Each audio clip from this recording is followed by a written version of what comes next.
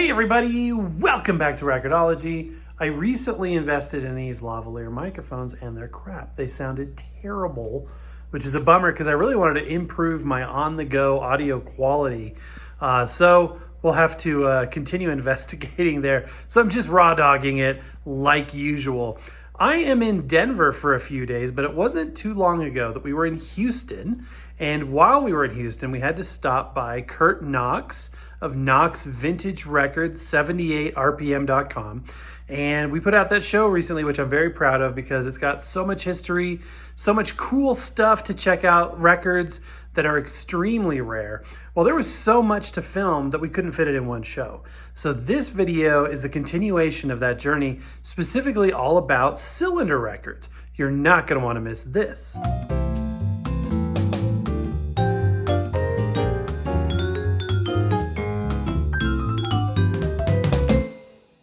So basically, Thomas Edison invented the phonograph using tinfoil as a recording medium. And I think on one of our previous videos, we looked at a tinfoil machine, right? Right. So that's just a strip of foil that's wrapped around a metal drum with a groove cut, a spiral cut into it, so that when the recording stylus was tracking, it's just kind of indenting that groove. Kind of like Morse code or something, just as you're speaking or performing into it, you play it back, you hear that. But once you take the tin foil off, you've lost the recording. It's no good anymore. So it was an interesting idea. It proved the concept that sounds could be recorded and played back, but it had very little use commercially. So the big thing was, how do we take this invention and make it into a commercially viable product?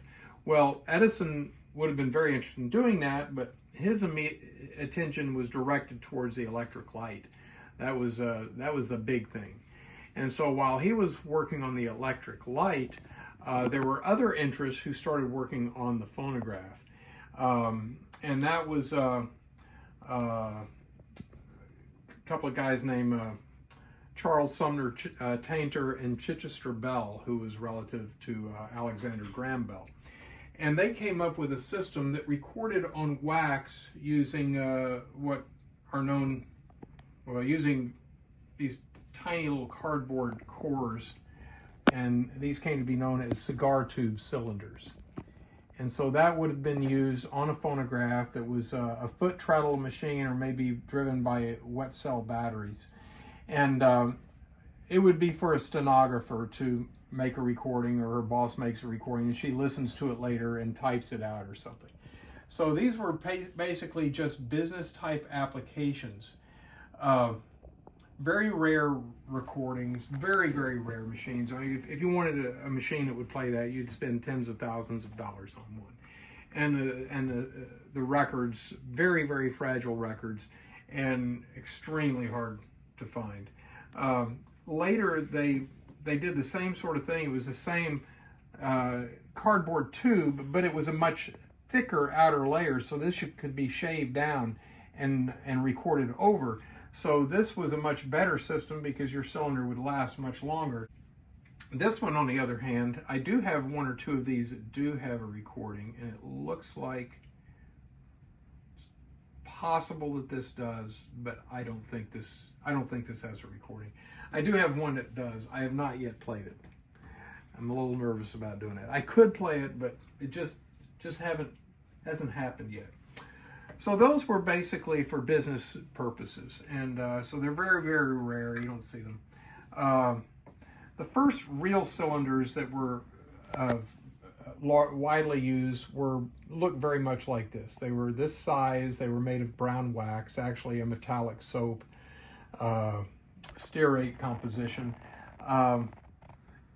They played typically, I mean, the speeds were across the board, but typically 100 RPM, 120, later 144, then much later 160 typically. But yeah, you just never knew what the speed was going to be on these. These were used primarily in arcades for coin-op machines, for somebody to come in, drop a penny in the slot. Using a pair of ear tubes, you could hear whatever the cylinder had. That's what we call a brown wax cylinder. And these were made basically in the 1890s through early 1900, 1901, 1902, that sort of thing. And we call these 2-minute wax cylinders, again, depending on how much of the cylinder you use up and what the speed is that you're recording at. It could be 2 minutes, or it could be much less, or maybe even a little bit more. Around that same period of time, the Columbia Company developed a 5-inch diameter cylinder, and Edison also issued them, which same length of cylinder, but a much larger diameter. These played at the same speed as the other ones, but because of the larger diameter, the velocity of the stylus to the groove was much faster, right? If you can go around here with your finger on a bicycle wheel and you're going like this, but out here on the wheel, you're going really fast, right, to keep up with this. So the greater the diameter, the faster the groove speed in relation to the stylus. And so you get a much better sound, much louder sound. These were called concert cylinders because they were used to play in a more of a public setting. If you had a large estate, a big mansion, you'd have a lot of people in your music room, you'd use a concert cylinder, or a hotel lobby or something along those lines. So the concert cylinders were also brown wax, and that format persisted beyond the brown wax cylinders that were issued for your regular commercial home use. However, there was a company called the Lambert Company that produced an indestructible cylinder. These were all wax, very, very fragile. Lambert's produced a celluloid cylinder, which can be broken. Believe me, I've seen it happen, maybe even have done it a couple of times. But these are not nearly as fragile. They're not as prone to scratching and so forth as the wax cylinders would be. Your Lamberts were recorded or pressed both in the concert size that you see here as well as the standard size that we just looked at. And these are very, very desirable records, largely because they're just so cool looking. I mean, you know, if you're going to choose a color for a cylinder, this is not the color I would have expected them to choose back in 1900. This is a real kind of electric-y looking, looks like a modern color, yeah. Thing, yeah. So these cylinders are very, very popular because they're stunning, and because they are a lot rarer than the other cylinders. So not only do they look very cool, and they're indestructible, and they typically sound really good, but there were a whole lot fewer of them made. And this is a nice example in the original box. You said that's made out of celluloid? Celluloid, In Europe, you had the Pathé Company. They were the big company there. Over here, it was really Edison, and followed by Columbia in terms of your big cylinder companies. But in Europe, Pathé was the large elephant on the block. And this is a cylinder that they came up with. These were not issued or sold here in the States. This is basically a 2-minute cylinder. And by the way, those concert cylinders that I just showed you play for just the same length of time as the regular cylinders. Just because the diameter change didn't mean that the length of the recording changed. It's just that they played faster rotationally. So this is basically a 2-minute cylinder, but it's longer, so it's going to play longer than a 2-minute cylinder. And again, you get the larger velocity. This is called the Celeste cylinder. These are very, very rare, especially because they are very, very fragile. You know, the bigger you get with something like that, the more chance there is it's going to get broken between the time this was made and 120 years later, right? Absolutely. So that you're going to see very, very few of those. The brown wax cylinder was replaced with a composition just like what you saw here, which is a black wax type of material. The difference being is that the brown wax cylinders, generally speaking, were recorded one at a time. Your black wax cylinders were molded, so your cylinder box would say gold molded. Molded in this sense doesn't mean moldy like that cylinder we saw earlier. It means that it was molded in a mold. All right. This has kind of a haze on it, but that just wipes off. This is not mold either. This is kind of common to some of these wax cylinders. I'm just kind of lightly rubbing it on my pants leg, and you can see that it's actually a very, very nice condition record under that. So these were introduced by Edison early in the 1900s, and typically they start off with a flat edge, but then they soon went to this beveled edge where they could actually print the information on the edge of the cylinder so you can read what it was without having to refer to the lid. Lids are often lost or they get mixed up on your cylinders, but this way now you know what the cylinder actually is. This is the Edison advertising cylinder, which is really cool, and it was made to advertise the Edison phonograph. We may listen to that in a little bit. Okay, so those are 2-minute cylinders. Columbia introduced a 3-minute cylinder. These are called Columbia 20th Century cylinders, and they were just like the 2-minute, but they were 50% longer, which means you got 3 minutes instead of 2 minutes. Great idea. Also kind of fragile. These are very, very prone to mold. This is a beautiful example of one. These would not play on an Edison phonograph because an Edison phonograph mandrel was just the 4-inch mandrel. So you'd have to buy an Edison 20th Century machine with a 6-inch mandrel to be able to play that cylinder. All right. In 1908, Edison introduced the 4-minute cylinder. So instead of 2-minute cylinders, now we had 4. We still had the same 4-inch length. It looked very similar to an Edison 2-minute wax cylinder, but the grooves on this are only half as large. So you've got a much finer groove, which means you'd have to have a different stylus in order to track it. If you played this with a 2-minute stylus, it would ruin the cylinder. So you play this with a 4-minute stylus, same speed, which is 160 RPM, both this as well as the black 2-minute wax Edisons. Same speed, but twice as much playing time. Edison introduced what we would call the blue amberol, or what he would call the blue amberol. So instead of the Edison amberol, it's now become the blue amberol record. And it looks just the same, but it's blue. And instead of being a wax, quote, wax type substance, a very fragile wax at that, it is celluloid with a plaster interior. All of your blue amberols were 4-minute cylinders, played 160 RPM. Very, very common. If you see cylinders out there in the marketplace, an antique store, or wherever, typically they're going to be blue amberols because blue amberols pretty much were indestructible. You'll find that they might split and they can warp and plaster can chip out and stuff. But you know, you gotta really work at it to break one of these things. Whereas the other cylinders that I've shown, if you just drop it, it's gone. This particular blue amberol, however, is very rare. It's a 2-minute blue amberol. You see the word, the letter, or the designation 2M here for 2-minute. The 2-minute series was used for a short period of time for some Mexican issues. And so these are very, very collectible. Number one, because they're 2-minute blue amberols and therefore very rare and interesting technologically, but also because that Mexican music is very highly collected. You're watching Record-ology. So this is another blue amberol, but this is just a tiny one. It's a little 3-inch job. I don't remember what's actually on this. I hadn't played it in years. And there's nothing on the edge of this one to tell us what it is. This is just an experimental recording of some sort. One of these days I'll give it a listen. One of these days it'll sell through one of our catalogs. By the way, did I mention, I didn't mention this, did I?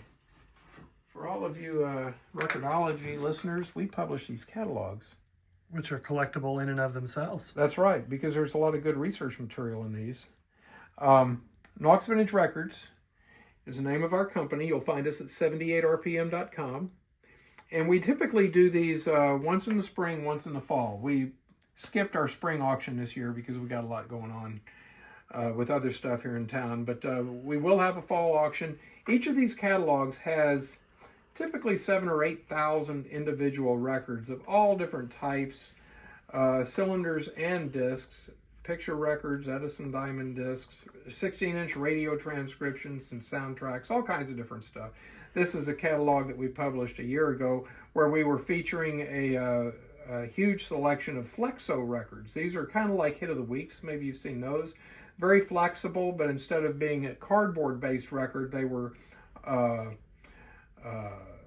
celluloid, or I think they were acetate. I forget exactly.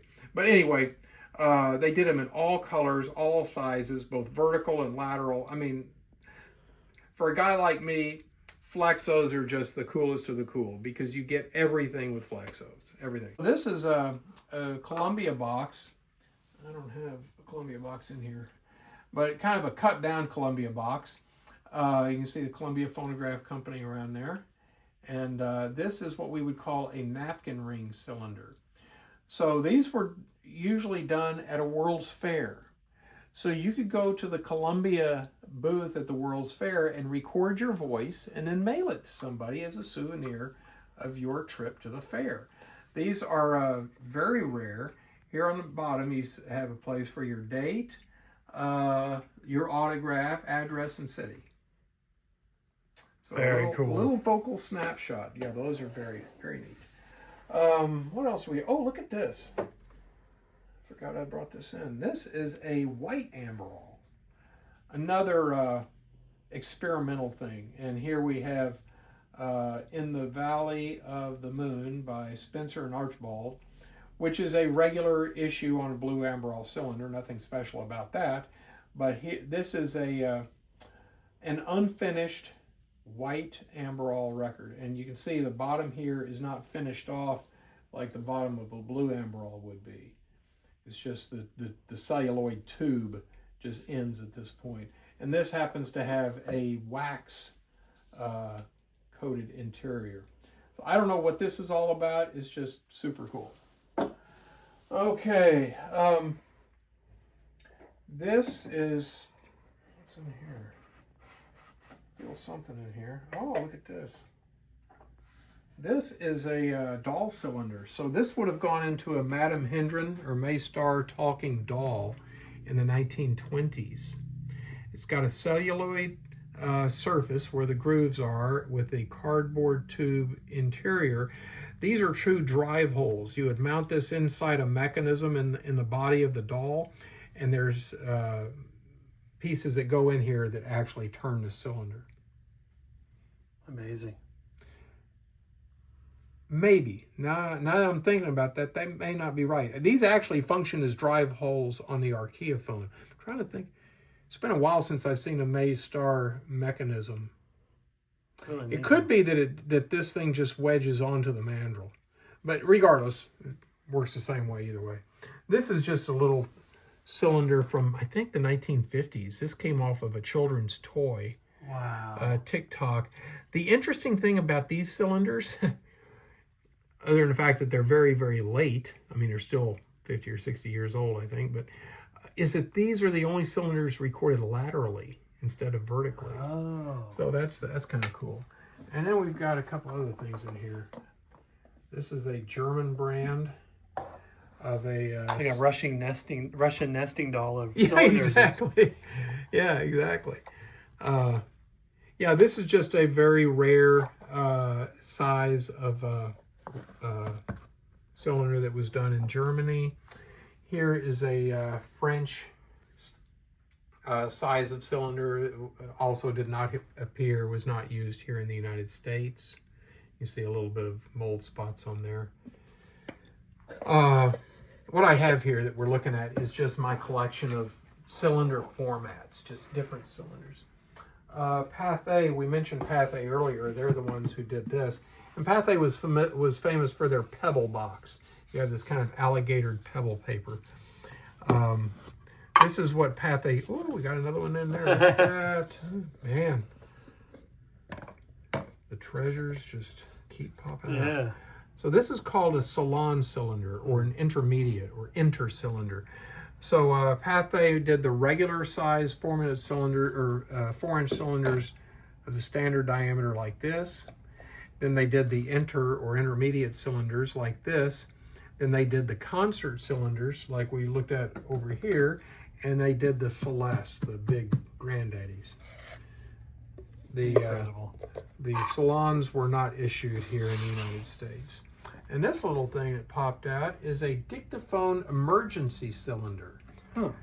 This is something that you would record yourself. So when you had your emergency, like you had an emergency not long ago, you should have taken out your little emergency cylinder, mounted it on your machine, recorded what the problem was, and I don't know what you do at that point. Do you hand it to your wife and say, run this over to the doctor's office, or what? I'm not really sure what the emergency nature of this was.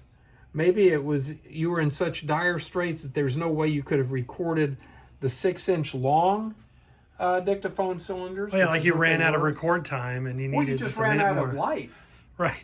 True. I mean, that was it. You could. There It's was a no bigger point in emergency. wasting the 6-inch cylinder when you could get it all on this. Maybe this is the last words. There you go. All right. Then we have the Record-ophone, and I believe that these might have been used for telephone conversation. We got something else in there. What's this? Another surprise. Well, let's see what we got. Pull it out of here. Okay, yeah. This is a regular dictaphone cylinder, which would have been used for office work. And again, we can clean that up. What material is that one? This is a wax. A wax. All of these dictation cylinders are made of a wax type material, so that you could shave it down and re-record on it, right? Got it. Reuse them. So this is the typical size of a dictation cylinder, and you still find those in antique shops a lot. Dictaphone and Ediphone cylinders is 6-inch. They will not really play on an Edison phonograph. Number one, because Edisons don't take a 6-inch long cylinder. And number two, because the groove is a little bit different. It's a 3-minute groove instead of 2 or 4. But this is a European cylinder. Again, another size that we do not see here in the States. And I'm not really sure too much about these. But again, they may have had something to do with telephone recordings. This is another example of one of those little different. Telegraphone, Aktiengesellschaft.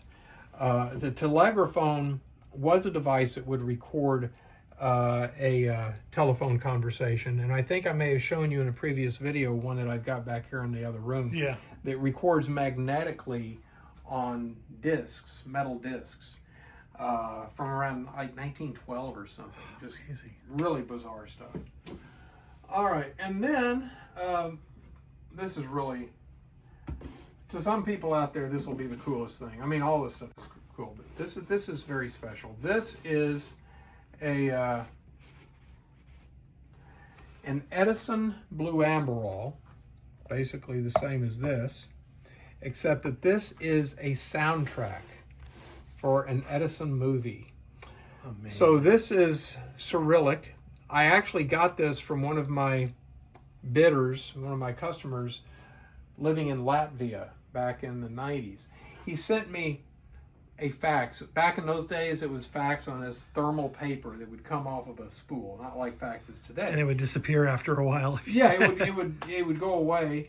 And if you tried to send a photograph, you would just get a blob.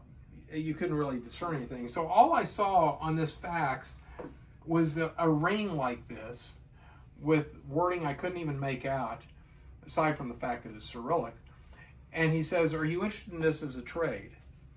And I'm looking at this thinking, is the fax machine just blowing up a regular size cylinder? Or, because I could not imagine that the guy was suggesting that he had a Edison kinetophone cylinder that he wanted to trade. And I didn't care what he wanted in trade. I just said, yes, send it. Right. And I didn't know what was going to pop up.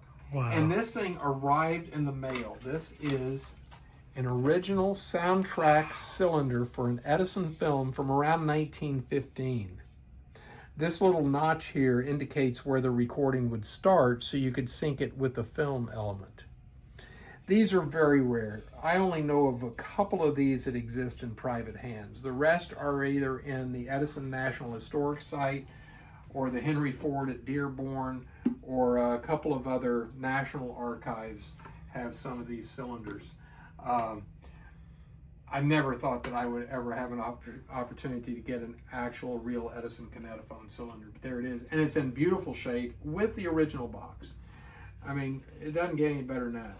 So that is a very quick tutorial on cylinder formats. The cylinder died out commercially in 1929 when Edison shut down his phonograph works in October of that year. They persisted on for decades, really into the 60s, as dictation devices, right? But in terms of actual home recording enjoyment, there were very, very few people buying cylinders by the time 1929 rolled around.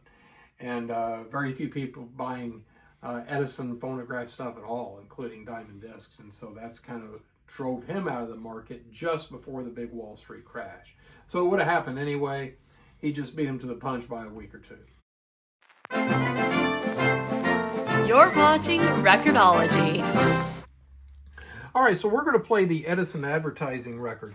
If you look here on the edge, you see there's no catalog number involved, no artist indicated. It's just advertising record. This was not meant for public distribution. This was for a dealer to use in his shop. And this is just a beautiful copy of that. So it's a pretty rare record, very desirable record. You'll understand why when you hear it. It's just such a cool record, especially to demonstrate your phonograph to your friends.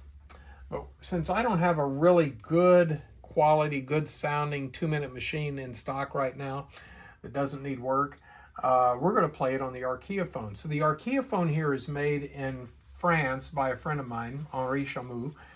We have sold close to 40 of these machines over the years. He introduced this in 1998, I believe. I met him at the International Association of Sound Archives conference in Paris that year. And he had his prototype out demonstrating that, and we got to talking and working together. We came out with the archeophone. I am the sales agent for anybody in the world who wants to buy one of these. It doesn't come through here physically, but we're the ones who market that. The archeophone will play any size cylinder known to exist. So we use different mandrels. This is a mandrel for a concert cylinder that we were looking at earlier. I've got another mandrel back here for a kinetophone cylinder. Again, there's only 2 or 3 places in the world that would even have an archeophone and a kinetophone cylinder. But if you're going to make an archeophone, you got to be able to play a concert or a kinetophone. So I can play that cylinder if I want to do that. And then like that little doll cylinder. So it had those 2 little holes in it. So the cylinder slips over those holes. You lock it into position. Actually, the cylinder slips this way. So the body of the cylinder is here with the grooves, and then these holes are in the metal part. Got right? it. You mount it between the pivots here on the sides. This thing slides over so it can accommodate any length cylinder that you want to play. Then you have accentrating screws here. There's one screw that's a dummy. It doesn't have any dot on it. And then the other 2 screws you can turn left or right, and it moves the pivot, the little cone here in the middle. There's a little cone that fits into this recess here in the middle. And so it just moves those cones around. So if your cylinder is going like this, you can get it stabilized so it's turning in a more even state. So that helps to take out some of the wow of the cylinder, which you often find on old cylinders. This will play basically any speed that you want. It's a little slow to get started here when I just turn it on. This will play at 160 RPM, so you have your readout here. You can see we're getting up to that point. If you're recording at 160 and you're having difficulty, then you can turn it to half speed, and now you're record at 80. So it's a very easy feature on your archeophone. So if you got a warp or some damage that you're having trouble tracking through, you can turn it down to half, get that recorded, and then you can digitally in post-production fix it. So anyway, and the tone arm here is fed by a laser. So it doesn't make any difference what the groove spacing is. You can't play a 2-minute machine cylinder on a 4-minute machine because your feed screw is for a 4-minute groove. But on here, you don't have a feed screw that's reading the groove. The feed screw is pulling it across, but it's doing so through the movement of the tone arm. So when the tone arm moves over here, you can hear the motor back there moving the tone arm across. And when it gets lined up, you don't hear the motor any longer because it's where it needs to be. So that will just follow that stylus all the way across the record. So it's a really, really cool machine. So we are playing. Okay, it's 160, 150. For a vocal cylinder like this, where it's spoken word, you would not notice a difference between one RPM and another when you're up in the 160 range. All right, so in order to play that, we're going to turn this to vertical on our re-equalizer. We sell the re-equalizer to people who want to play records properly. You can set the EQ properly. We're going to put this down on flat where it belongs, and we're going to turn that to vertical because we're playing a cylinder. That should probably be there. I am the Edison phonograph, created by the great wizard of the New World to delight those who would have melody or be amused. I can sing you tender songs of love. I can give you merry tales and joyous laughter. I can transport you to the realms of music. I can cause you to join in the rhythmic dance. I can lull the babe to sweet repose, or waken in the aged heart soft memories of youthful days. No matter what may be your mood, I am always ready to entertain you. When your day's work is done, I can bring the theater or the opera to your home. I can give you grand opera, comic opera, or vaudeville. I can give you sacred or popular music, band, orchestra, or instrumental music. I can render solos, duets, trios, quartets. I can aid in entertaining your guests. When your wife is worried after the cares of the day and the children are boisterous, I can rest with the one and quiet the other. I never get tired, and you will never tire of me, for I always have something new to offer. I give pleasure to all, young and old. I will go wherever you want me, in the parlor, in the sick room, on the porch, in the camp, or to your summer home. If you sing or talk to me, I will retain your songs or words and repeat them to you at your pleasure. I can enable you to always hear the voices of your loved ones, even though they are far away. I talk in every language. I can help you to learn other languages. I am made with the highest degree of mechanical skill. My voice is the clearest, smoothest, and most natural of any talking machine. The name of my famous master is on my body and tells you that I am a genuine Edison phonograph. The more you become acquainted with me, the better you will like me. Ask the dealer. Incredible. What an honor to hear it in person. I've heard it online before, but never in person. That's incredible. Isn't that cool? So Just a wonderful, wonderful record. Thank you for sharing that. That was wonderful. So I'm going to play one more for you, Okay. if you got time. I got time if you do. All right. So let's just hear a musical cylinder on here. Okay. You can see that the lid on there, advertising record not to be sold. Amazing. I can give it away. I just can't sell it. You can't sell it. Edison concert cylinder. It's got the original record slip. This is what we're going to be hearing. Very vibrant. I love the colors. Yeah, very pretty. Well, it's been inside that box all this time, so it's not faded or anything. This is a brown wax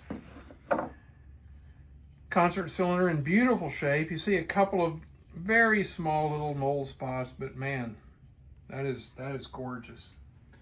Of course, you don't often find them in that kind of condition.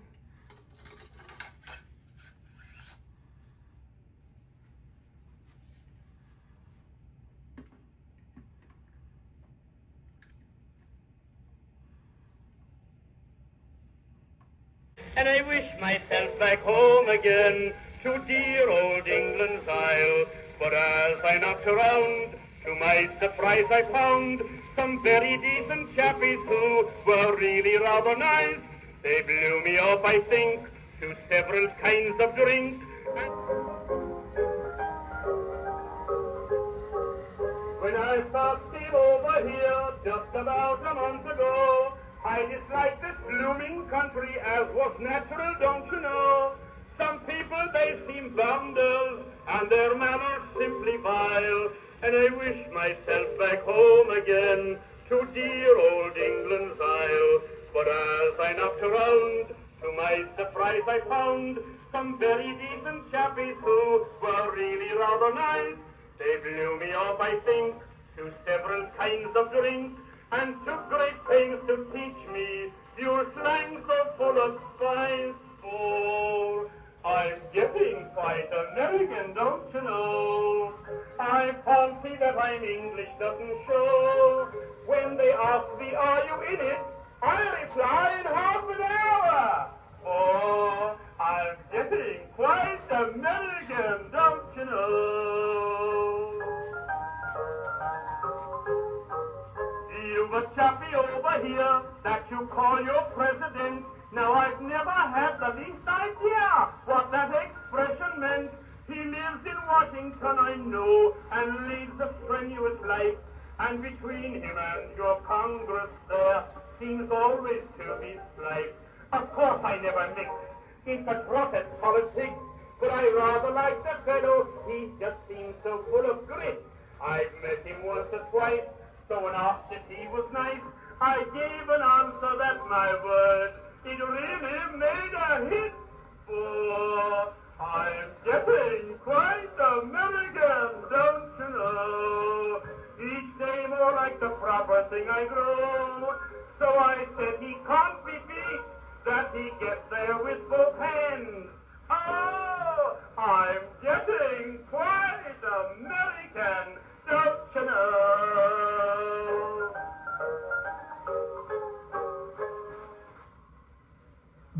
All right, my friends, and that's going to do it. My apologies for the massive calic. Just got a haircut, and for some reason they left it like that. I don't know why. I need to. These days is usually when I wear a hat. Unfortunately, like I said, we're in Denver. I didn't bring a hat, which was dumb. So couldn't even comb it down.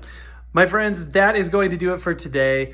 We need to get back to Orlando because we've got so many cool things coming your way that I can't wait to share with you, including record player reviews, CD player reviews, and live shows, giveaways, many other things, including the podcast, among others. Let me know in the comments down below what you think or any questions you have regarding today's show. And again, a massive thank you. Don't forget to subscribe if you haven't done so already. If you're new here, I know these videos are reaching a lot of new people, which is great. We would love to have you along for the journey. And if you notice, this video went up a couple days early for members. It's one of the members perks we have. So consider joining our membership program. Consider our merchandise, our 45 adapters, and all other kinds of cool stuff. But my friends, that's going to do it for today. So happy record hunting, and we'll see you next time.